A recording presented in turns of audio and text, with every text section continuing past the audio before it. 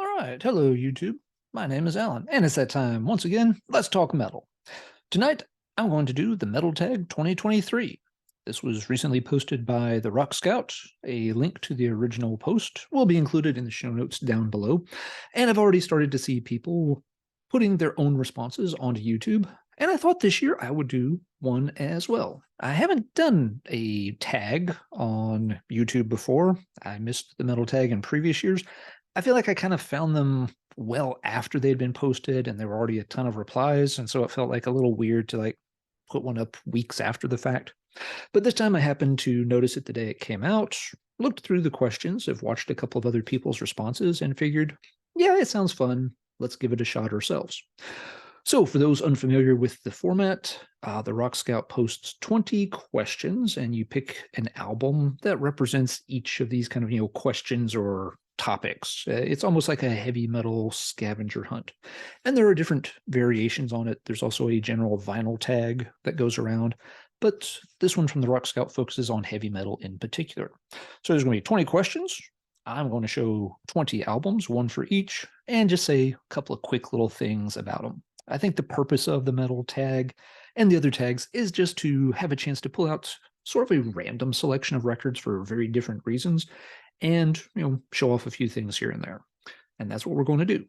For my particular video, I decided I was going to go all vinyl with the albums that I selected. I don't think you have to do this. Other people have had CDs in, and originally I was going to do a mixture. But as I looked through the questions, I realized most of these I was gravitating towards showing something on vinyl anyway. So I made a few switches here and there and got the whole list to be a vinyl-only metal tag for 2023. Without further ado, let's jump right in. The question number one was a false start album. So this was an album that you had some trouble getting into initially, sort of took you a little while to warm up to it. For this, I have chosen Stun's Crank It Out. This is a private press US metal band. I believe they were from Colorado, if I remember right. Did the one album in the early 1980s. It's very typical for heavy metal of that time. It's not thrash, it's not glam, it's just straightforward heavy metal. It leans a little bit on the catchy poppy side of things. This was a blind buy for me. I saw it on eBay. It looked interesting. Asked a couple of people I knew about it, and they're like, yeah, it's not a bad album. You don't want to pay a ton for it, but if you can get it cheap, it's not bad. So I was like, I'll take a chance, and I did get it for a reasonable price. First couple of times I spun it, I was not very impressed. It felt a little too lightweight, but with some repeated plays, I started picking up on, here's a song I like, and here's another track I like. And so overall, it's turned out to be a pretty good purchase. There are times I play it and it does seem to misfire a little bit. If I'm not in the mood for that style of material, it will still be like a little, that's not the best album. But most of the time it works just fine now. But it did take some getting used to. So for number one, Stun. All right. Choice number two, we needed something with a war theme, either an album about war or lots of lyrics about war. For this, I chose a 7-inch item. Everything else I have will be 12-inch format, but I did want to use at least one single. And for my war entry, I picked the 220-volt single. This was a band out of Sweden. They did a bunch of albums later on that were relatively lightweight, commercial-friendly type fare, but this earliest single they released was very much in the first wave of Swedish heavy metal tradition. Pretty good stuff. How does this have a war theme? Well, you've got a warrior, sword, horse, standard heavy metal fare. And your songs on this are Prisoner of War on the A side and Sauron on the B side. And since Sauron spent pretty much his entire existence over thousands of years fighting the races, the elves and humans and dwarves of Middle Earth, that seemed like fair game for a war-themed kind of track.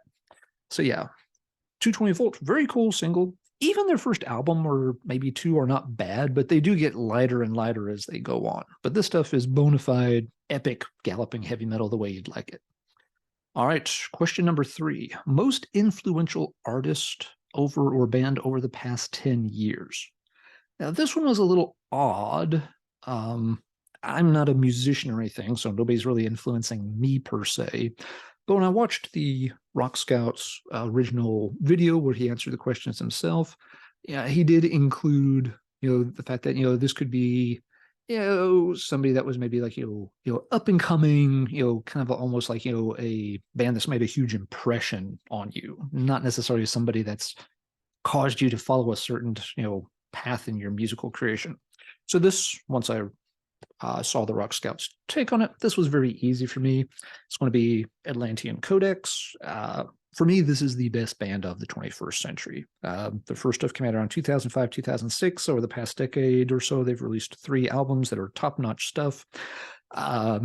They're on a league of their own, as far as I'm concerned. So yeah, for me, over the past decade, Atlantean Codex is the band, absolutely. All right, number 4, a band on your I must see them list. For me, this is one of my all-time favorite bands, Helloween. Never seen Helloween. They've never played a whole lot in the United States, of course. They are coming to the US in 2023, but they're not going to be playing anywhere within 1,000 miles of me, so womp womp. They played a few shows on that reunion tour in the US. What was that, 2017 or so at this point? But again, about the closest they got to me was New York City, which is probably a good 900 miles. Yes, I could get on an airplane and fly and go see it, and that would be kind of cool. It would also be, what, $1,000 or so for airfare, tickets, hotel, all this. I am not a rich person. I can't be dropping $1,000 to go see one band for one show. That's just not in my realm. But if they somehow get lost in America, some of you will see what I did just there, and end up within a couple of 100 miles of me, by all means, I would love to go check them out, especially with Michael Kiske doing at least some of the vocals. All right, number 5, an album that energizes you. So for this one, I chose Manilla Road's Crystal Logic, my favorite Manilla Road album. The opening song alone, Necropolis, is enough to get the blood pumping and the head banging. It's got lots of other great tracks on it too. Riddle Master is the other one that's just an absolute brain smashing banger on here. Great album, definitely will get you moving if you're feeling a little draggy for the day. Let's see, what have we got next? Number 6, an album with snow or ice or wintry stuff on the cover. Okay. I wanted to pick Immortals at the Heart of Winter for this, but I don't own it on vinyl. It also felt like something a lot of other people might pick. So instead, decided to go with Heavy Loads, Death or Glory. Big wintry landscape there. You got a dude fighting a polar bear with an axe. How much more heavy metal can you get than that? Not sure who I'm betting on to win this fight. It looks like it's a pretty even. Great early Swedish heavy metal, loud ringing guitars, very epic stuff. Cool band. All right, up next we have number 7, a royal song title. So something with referencing queens or kings. I think the Rock Scout said his rationale for this question was it was the year Queen Elizabeth passed. So yeah, there's tons of king and queen songs in heavy metal. I decided to go down the pecking order just a little bit in the royal hierarchy and picked Accept's Princess of the Dawn from their Restless and Wild album. If for no other reason, it's a really cool song, and it's a different one. It's, sort of a quieter, moodier track on an album that's typically full of ragers. Excellent tune, one that sometimes gets a little overlooked in the Accept discography, perhaps. So Princess of the Dawn is my pick for the royal song. All right, next we have 8, an album with a green cover. No problem there. The Taipan 12-inch EP. Australian band, absolute rager. 3 of the 4 tracks on this just will rip your head off. Sonic devastation, great stuff. Early 80s metal sound, but really all balls out, just blasting, blaring away. Huge guitar leads, just screaming all over the place. Love this thing to death. And I ask you, how much more green could that cover be? The answer is none. None more green. So Taipan, an old favorite for sure. Next up, we have question number 9. An album we got in 2021 that we didn't revisit or play in 2022. So I think the idea was this was something you picked up and liked the year before, but it ended up sitting on the shelf and not getting much follow-up. So this was a little hard to find something, but I did. For me, it was Diplodocus's Slow and Heavy. So the deal with this is it's a dungeon synth album, not really a metal album. But yeah, the dungeon synth seems to be metal adjacent enough for most folks to count. I picked this up, and I do like the music on it. I'm not into dungeon synth really deep. I have nothing against it. It's just not a genre I've explored very much. But I heard the Diplodocus stuff when it first came out, thought it was pretty cool. And so when the album came out, I did pick it up. This is one of the, I think they called it bone white vinyl copies. They also did some in like a fossil amber colored, but I didn't get one of those. Anyway, this is not something I want to play very often, period. And I knew that when I bought it. I do enjoy the music. I bought both the EPs when they were originally released on Bandcamp and then also paid for the vinyl. For this, a big reason I picked it up on vinyl is I'm a paleontologist, and a lot of the research and work I've done has been on dinosaurs. So that alone was enough to get my interest in the band originally. The painting here is famously done by Charles Knight, famous paleontology artist from the 20th century. The scenes it's part of a famous mural that he had done for the American Museum of Natural History in New York. So I've seen these pictures of these dinosaurs literally since I was like 3 years old in books. And they're the kind of thing that inspired me to follow this career in the first place. So yeah, even if I don't play this very often, it actually always sits out visible over here in the corner next to my stereo, so that I can always just kind of glance over at it and smile from time to time. All right, moving to number 10. So we're halfway through at this point. Your best find of 2022. Okay, found a lot of cool and interesting stuff in 2022, and I found stuff in some weird places. I found an Original Destruction LP at a flea market. I found tons of cool extreme heavy metal CDs in the used bin at local stores. But one item definitely stood out above the rest. It is this, the first album by a band called Explorer entitled Symphonies of Steel. Really good early 80s US metal sound, Private Press. I believe this one's from 84.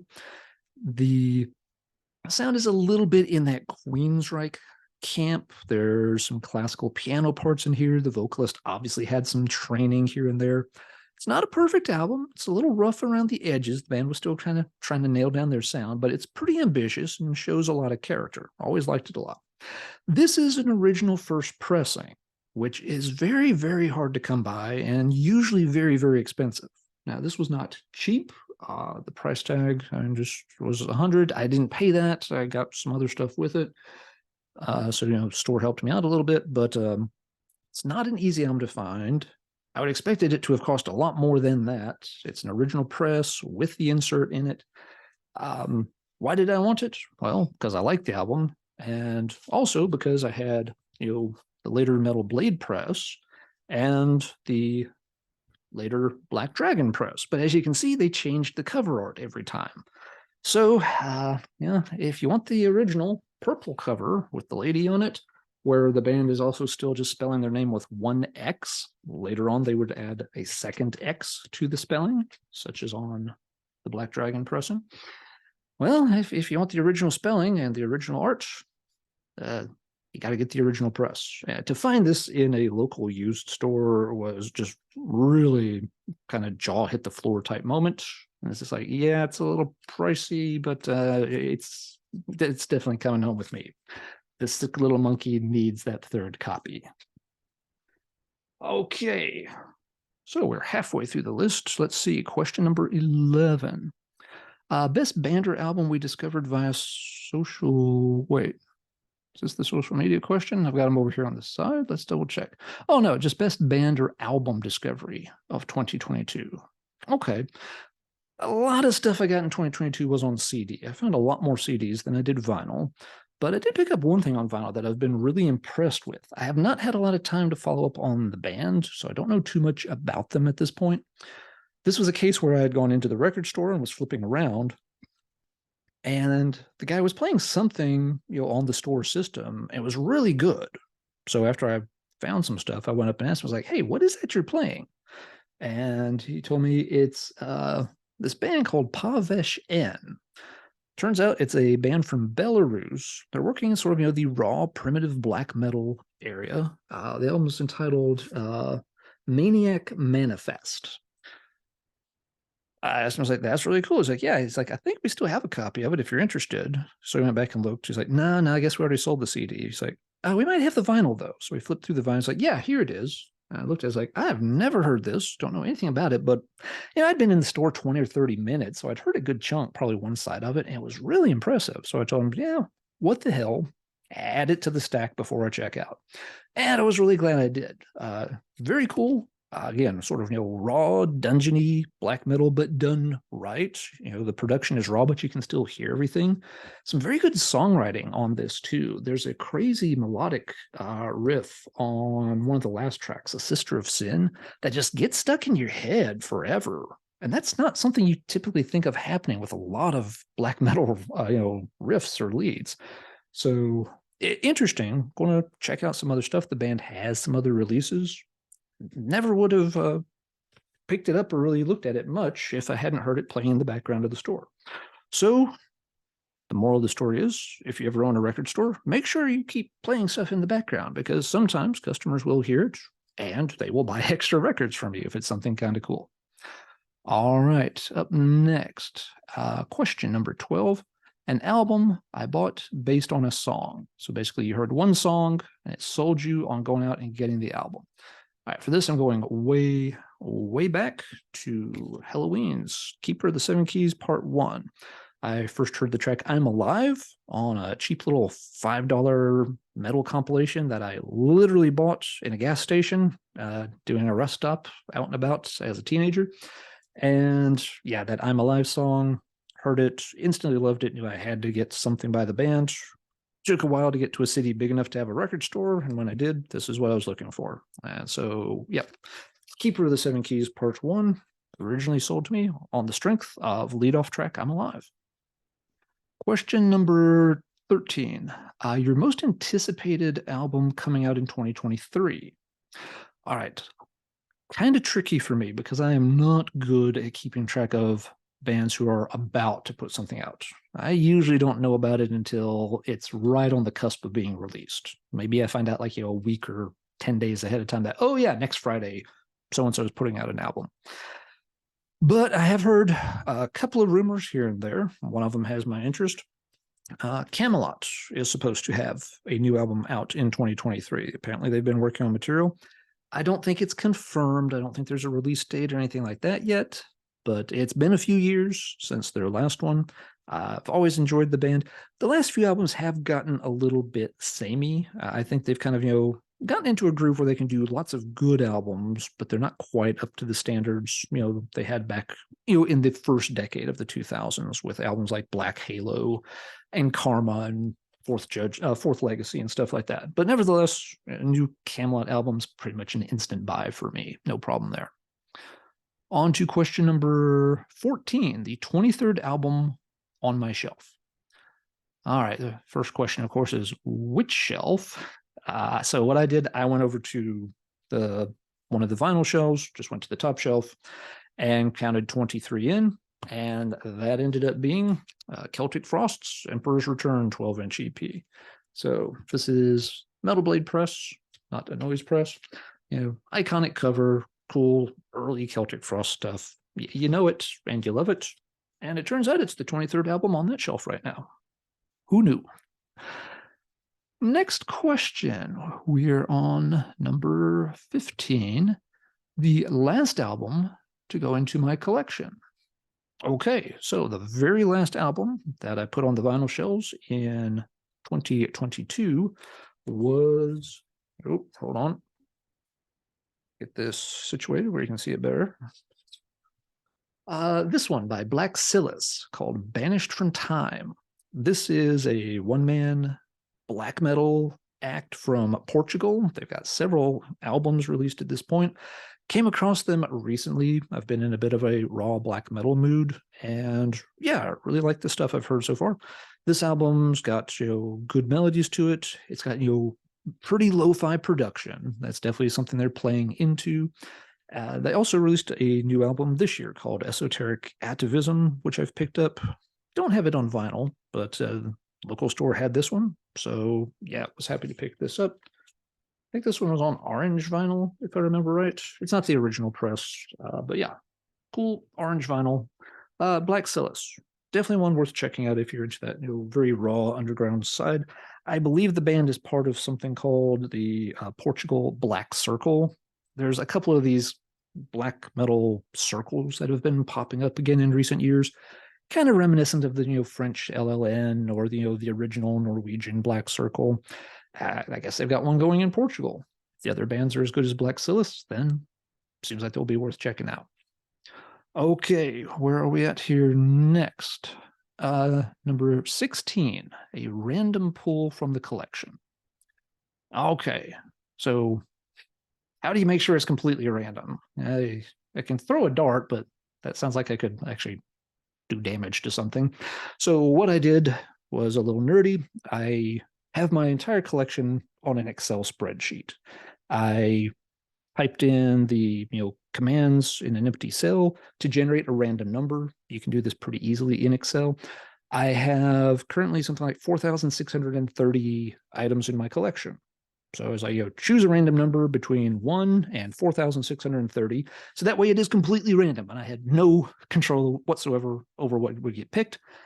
The number that Excel gave me was number 1,131, and when I checked the spreadsheet, that turned out to be Death Row's Riders of Doom. All right, this is the combat pressing. German thrashers, most of you know them and love them. I have not a whole lot to say about it. That happens to be row 1,131 on the Excel spreadsheet as of the time of recording. Okay, we are getting a bit towards the end here. A few more questions to go. 17, a band discovered by social media. And I did check, and the Rock Scout did say particularly that YouTube was fair game for this, which that's a good thing because I don't really do any true social media. I'm not on Facebook. I don't do Twitter. I'm just not into those things. But people have recommended some pretty cool stuff on YouTube, and one of them was a band called Tension, and picked up the album Breaking Point. I'm going to be talking about this album in a video coming out on this channel in the next week or two, probably, so I'm not going to say a whole lot about it right now. But yeah, kudos to Frank for recommending Tension. Checked it out, liked it a lot, and then got extremely lucky and found a copy of it locally for a pretty reasonable price. Tension, the short version, it's mid 1980s US power metal style material, a little bit in maybe like the Heretic or Metal Church type vein, if that's kind of your thing. They lean a little bit thrashy at times, but not pure thrash. That sounds good to you? Tension's Breaking Point. That's the one to check out. And I should say at the same time, also going to be, doing some videos from time to time where I do focus on things that people have recommended to me. Lots of people have been kind and recommended a lot of cool albums. Sometimes it takes me a while to get around to everybody's recommendation, but I do try to keep a list and go through them. So the Tension is going to be featured in an upcoming video where I talk specifically about cool albums that people recommended. I checked them out and really liked them. And hopefully that can be, sort of an on and off again series that I'll be doing throughout 2023. Okay, the next one is question number 18. And this is to talk about where you kind of see your collection going over the next few years. So there's actually nothing to show for this. I guess I'm just supposed to talk. I can do that. It's an interesting question. I honestly don't completely know. Over the next 5 years, I'll be exiting the 40s and entering my 50s. One thing I've been thinking about recently is that I do want to slow down a little bit on the amount of stuff I'm buying. I don't always get to spend a whole lot of time with the records I buy. They kind of get buried in the pile of other stuff coming in the door. And I'm not particularly happy with that scenario. So one thing I'm going to be aiming to do is buy less and listen to what I already have more and make sure I'm enjoying them, fully digesting the albums, and learning about them. So I'd probably see myself trying to buy less. Now, there are times stuff is still going to pile up. I can't control when somebody sells a whole bunch of cool used heavy metal CDs to one of the local stores and I wander in and there's 10 things that are interesting. They're $5 a piece. Yes, they're all going to come home with me. I'm not going to leave them sitting there out of some kind of pledge of austerity or something. No. You give the sick little monkey his crack and we'll get that fixed for a while. But I do want to slow down the pace in terms of just ordering or going on Bandcamp and downloading, purchasing 10 albums or 5 albums at a time. It's more like, let's slow that rate down a little bit to 1 or 2 here and there and make sure that we're fully processing what we get. The Rock Scout also kind of mentioned what we thought about, in terms of prices and things like that moving forward. New releases, especially on vinyl, have gotten very expensive. They're already kind of at the point where I don't pick them up very often. As I mentioned earlier, most of the stuff I picked up this year was on CD, and that includes in the new release category. Yes, a little bit older, I can afford new vinyl, but in my mind, seeing like the new Iron Maiden album for $45 is just freaking insane. It's like, that's not what a new album should cost. And I know time has gone by and inflation and economics, all this stuff. It's still a very hard thing for middle-aged folks to get used to. Having to deal with that price creep that has occurred over time is not intuitive because we spent most of our lives being used to one price point. And then when you're not paying as much attention for, a decade or so, you check back in and things have zoomed way up. And it is very disconcerting. And it happens not just with heavy metal. It happens with everything. Houses, groceries. I remember when orange juice was like $1.79 for like a big thing of Tropicana. And now they're like, $3, $4, $5 a piece. Those kind of things are a little jarring to folks as they get older. So yeah, I'm not cool with paying $35, $40 for a new album on vinyl. I'm also not cool with paying $35 or $40 for reissues on vinyl. A lot of the albums that get reissued in that price range, you can almost buy the original artifact for that price. Would I rather buy a 2022 reissue for $35 or spend an extra 10 or $15 to get the original? I'm going to opt for the original every time. Now, that is just me. If other people want the reissue, that's fine. A lot of times the sound quality is better, bonus material is present, so I get it. A lot of times those reissues do have their advantages. Myself, I like the historical aspect of having the original artifact. Something else I've noticed watching record collecting all my life through like my dad's collection and his contemporaries, all that 50s and 60s material went through the same cycle where they bought it when they were young. You went through a period of time where nobody cared about it. And then when they got into their middle-aged ranks, all of a sudden that stuff exploded in value. And so labels rushed in and started reissuing it. Well, when you look at those kind of albums today, the prices have cooled off. That generation has gotten older, and most of them have either finished collecting, passed away, or they're not picking up very many albums anymore. So, the prices have come down on a lot of those, sort of older golden oldies type stuff. But a lot of the originals do still retain some value. The reissues, however, are pretty much worthless. If somebody's wanting that stuff, they're not that interested in the reissues unless it's on those extremely hard to get items, that still run thousands of dollars. Then, of course, people will be happy with a $100 reissue. But, for the more run-of-the-mill stuff, the reissues have no value whatsoever. Anybody who's really going to collect that stuff is going to get the original stuff, and everybody else isn't going to touch it anyway. So there's no market for those reissues after the fact. I'm going to be interested to see what happens to all the reissues that have come out in the heavy metal realm over the past several years. Do those retain some collectability? Is there still some demand for those 5 years from now? Or have the people that got them well, already picked them up. Nobody else cares. And the other folks that are coming into enough money or affluence that they want the originals just go straight for the originals. And all these reissues end up being, buy it now for $5.99 on eBay and nobody touches them. So hopefully that kind of answers the question. I think I'll still be collecting 5 years from now, but I am going to sort of make a concerted effort. It's a New Year's resolution for 2023 to slow down the rate of stuff I'm obtaining, spend more time with the stuff that I've got or that I do obtain, and see how that goes. It'll let me save some more money for some family things that I want to do, and hopefully let me enjoy the collection I've already got. All right. Question number 19. This is another one there's nothing to show because you're supposed to talk about a release you specifically didn't buy because of the price. Kind of tying into what I just mentioned in the previous question, that vinyl in particular has gotten very pricey in the past year or so, and that is driving some people away from it already, back towards CDs or even just, buying the digital format.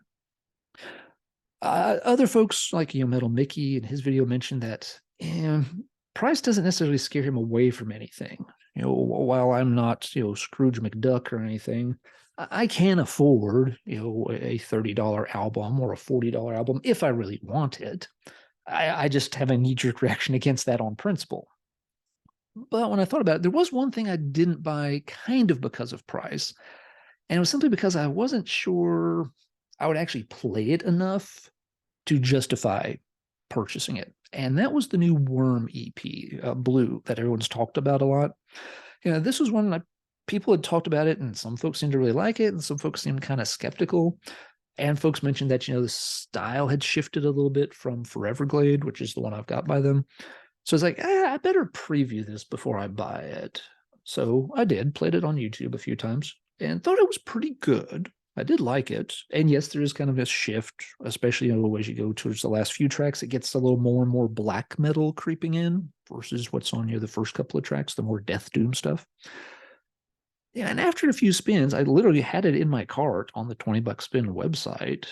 And looking through the cards, it's like, I want that, I want that. Do I want to get the Worm?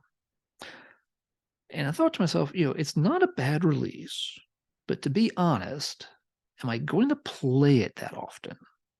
Especially with it being just an EP. And the answer it came to in my head was no, I really don't think I would play it that often. Again, pretty good sound to it, but it's probably not going to get enough spins to justify buying a physical copy. And as such, I deleted it from the cart before I checked out.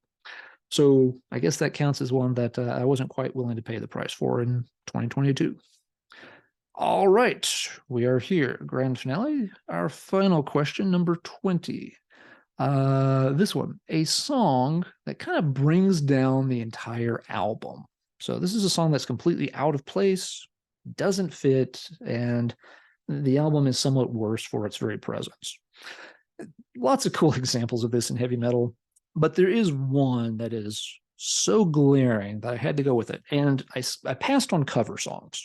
There are some horrible cover songs on albums out there that seemed a little too easy. I want to go with something that wasn't. This one, I guess, technically is a cover now that I think about it, but it's a weird, obscure cover. So, anyway, what I've chosen is the song called "Go It Alone" on Cirith Ungol's fourth album, Paradise Lost. This was the last one they did back in the day before they completely disbanded. This album, has a long and sordid history. I'll be doing a video on Cirith Ungol's discography in the near future, so I'm not going to talk in detail about the album right now. There are some tremendous songs on here. Some of the best stuff Cirith Ungol ever recorded is on this album. But there's also this song, lead track on side B, called "Go It Alone." And when you play it, you will immediately think that there's something wrong with the pressing and that somehow like a Motley Crue album got put on side B when there was Cirith Ungol on side A. It's this weird schmaltzy glam rock, hair rock thing, and it couldn't be any less Cirith Ungol if it tried to be. The deal with it was the band had brought in some new members for this final album. Those guys brought in some different influences. The guitarist Jim Baranza was from a band called Prophecy. Now, this was a band that Keith Ungle were actually buddies with. They had played shows with locally in California and stuff. So when they needed a new guitarist, they knew, who to go talk to. And this Go It Alone song was reportedly in his old band's set. So this was a Prophecy song. So technically, that's why I said technically it's a cover. And I guess, they wanted to be like, yeah, sure, let's do one of your old numbers. They should not have done this song. This is so not a Keith Ungle song. Keith Ungle is very powerful, angry, doomy, forceful music. And this song really sounds like just, hairspray and smart, brightly colored, business suits and an MTV video with a girl in a car and another car and another girl. And it's a horrible song for Keith Ungle to do.